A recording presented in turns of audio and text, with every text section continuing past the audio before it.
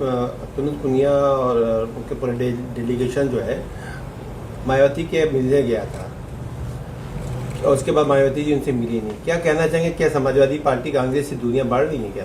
देखिए, इसके दो प्रश्न हो गए।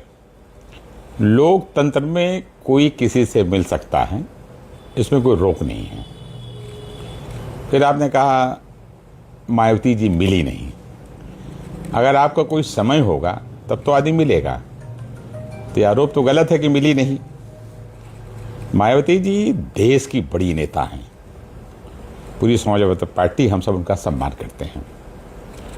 और कांग्रेस के नेता गौतम जी और लोग जो मिलने गए थे, अगर शिष्टाचार भेंट थी तो उनको समय लेना चाहिए था और मिलना चाहिए था, उसमें कोई बुरी बात नहीं है। और आप अपने मन से बता दीजिए कि हम स्वास्थ्य की जानकारी लेने गए थे। मायावती जी यहाँ तक मेरी जानकारी बिल्कुल स्वस्थ हैं, अपना काम कर रही हैं, तो आप कोई डॉक्टर तो नहीं जो बता रहे हम स्वास्थ्य की जानकारी लेने गए थे। तो ये अच्छी बात नहीं है कि बिना समय से किसी से मिलने जाइए और फिर कहीं मुलाकात नहीं हुई। जहाँ तक आप गठबंधन की बात पूछ रहे हैं, समाजवादी पार्टी के नेता, हम सब के नेता अखिलेश यादव जी ने कई मौकों पर कहा है कि हम कांग्रेस के साथ चुनाव लड़े थे, हम कांग्रेस के साथ चुनाव 27 का लड़ेंगे। अखिलेश जी बड़े मन के बड़े दिल के नेता हैं, वो कोई कन्फ्यूजन नहीं रखते, जो कह दिया वही फाइनल है। तो हम तो साथ हैं, इसमें कोई बहस की बात नहीं है। कल राहुल गांधी रायबरेली में थे और बिना राहुल गांधी की मर्जी के, बिना किसी आह्वान के, बिना किसी अपील के, किसी बड़ी पार्टी नेतृत्व के ये लोग वहां मिलने गए थे। क्या इनकी खुद की सोची समझी रणनीति थी कि अब जब ये डिस्क्लोज हो गया तब इस तरह की बातें कर रहे हैं? अब भाई वो क्यों गए, वो किसके कहने पे गए, ये तो बेहतर वो बता सकते हैं। लेकिन मैं आपको एक चीज बताना चाहता हूं अखिलेश यादव जी के बारे में। अखिलेश यादव जी सबकी सुनते हैं, सबको सम्मान करते हैं, लेकिन कोई नेता, कोई कार्यकर्ता अगर इस गलतफहमी में कि अखिलेश जी दबाव में आ जाएंगे, तो अखिलेश जी दबाव में आने वाले नहीं है। वो धरती पुत्र मुलायम सिंह के बेटे हैं, प्रेम से उनसे कुछ करा लो। अखिलेश जी ने कभी दबाव में थे, न दबाव में रहेंगे, न दबाव में आने वाले हैं।